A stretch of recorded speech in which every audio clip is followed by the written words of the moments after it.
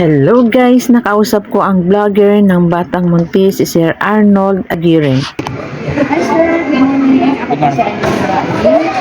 So, isang katanungan lang po para sa akin. Alam ko na busy kayo, family man, mabuting pulis.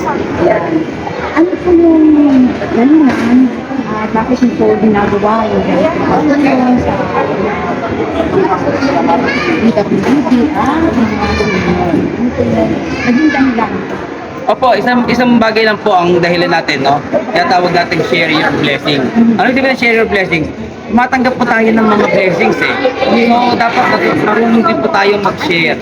Hindi pwedeng palaging sa atin lang yung mga blessings natin. Dapat nagiging daan tayo para tumulong sa mga may kapansanan, sa mga senior citizen, sa mga bata, at marami pang iba na nangangailangan.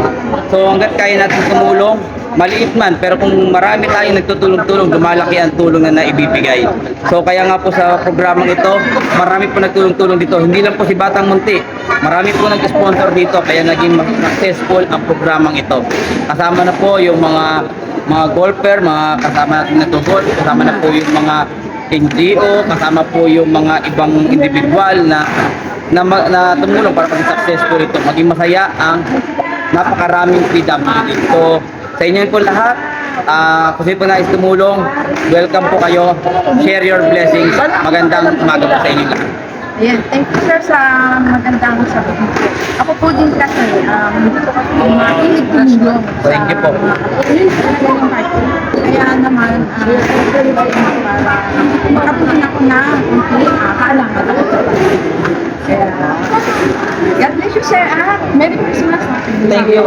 Thank you po sa inyo. Thank you po sa inyo. Thank you. Thank you. Thank you.